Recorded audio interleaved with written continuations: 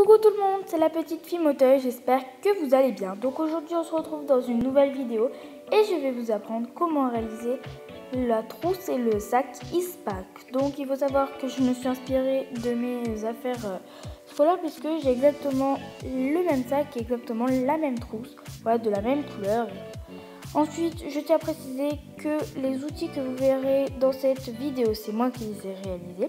Si vous aussi vous voulez réaliser vos propres outils pour la Fimo, n'hésitez pas à regarder mon tuto comment réaliser ses propres outils pour la Fimo.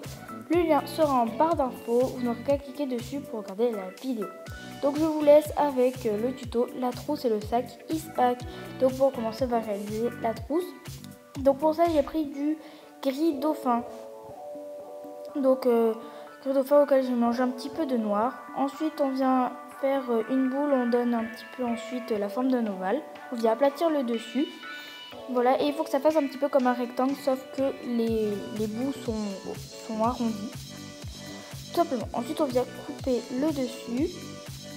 Donc voilà, très finement. Et ensuite donc on va venir faire un boudin très fin de la même couleur de gris. Voilà, on va venir le positionner sur le dessus de la trousse et au bord. Voilà. Donc ensuite, si tout à l'heure vous avez vu une règle sur le côté de l'écran, c'est tout simplement parce que pour donner la forme à la trousse, je me suis aidée d'une règle souple. Après, vous pouvez vous aider d'une lame souple exprès pour la Fimo. Ensuite, on va venir faire la fermeture éclair. Donc pour ça, on fait un boudin de noir. On vient tout simplement faire des petits traits, donc avec un cutter, avec une lame, avec un couteau, vraiment avec ce que vous avez. Voilà, donc après un cutter ou une lame, c'est pas très pratique parce que ça marque pas trop.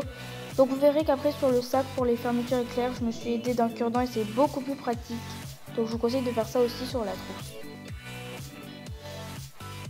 Donc voilà, ensuite on coupe bien évidemment ce qui est en trop et ce qui est inutile. Et voilà, donc ensuite il faut bien placer sur le bord de manière à ce que ça se voit bien quand on mettra le dessus de la trousse.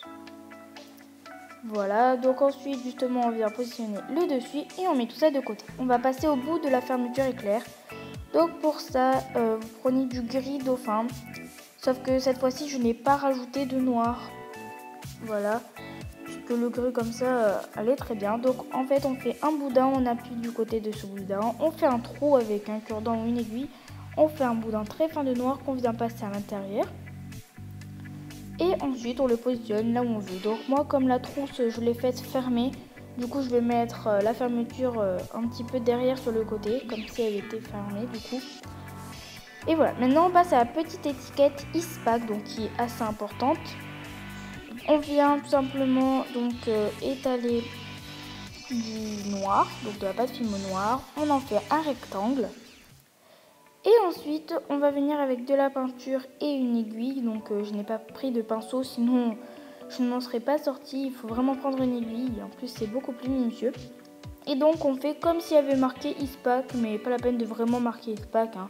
Vous faites comme s'il y avait des écritures. Et ensuite, on fait deux arcs de cercle rouge au-dessus et en dessous des écritures. Voilà, donc là, c'est vraiment très facile. Pas la peine d'être minutieux ou autre pour faire ce genre de choses. Voilà, tout simplement, donc ensuite on vient le positionner sur la trousse. Maintenant on va passer au sac. Donc pour le sac, vous prenez la couleur de votre choix, donc moi c'est bleu. Vous venez faire un rectangle, voilà, donc assez large quand même. Il faut que les bords, enfin les angles soient arrondis, c'est assez important. Et que ce soit un petit peu bombé.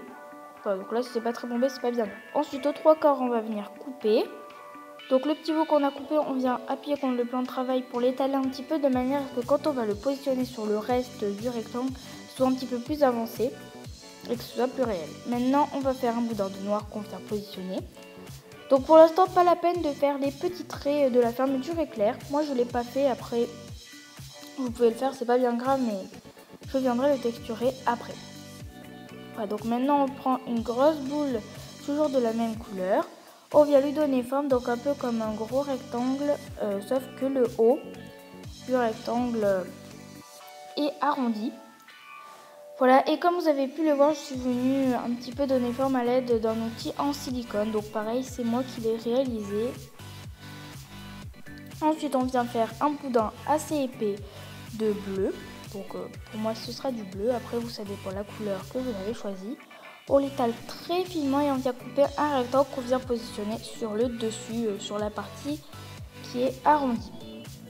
Voilà, donc comme ceci, ensuite pas la peine de le souder avec une aiguille ou un cure-dent. Moi je l'ai laissé comme ça collait très bien après, vous pouvez le souder mais ce n'est pas obligé.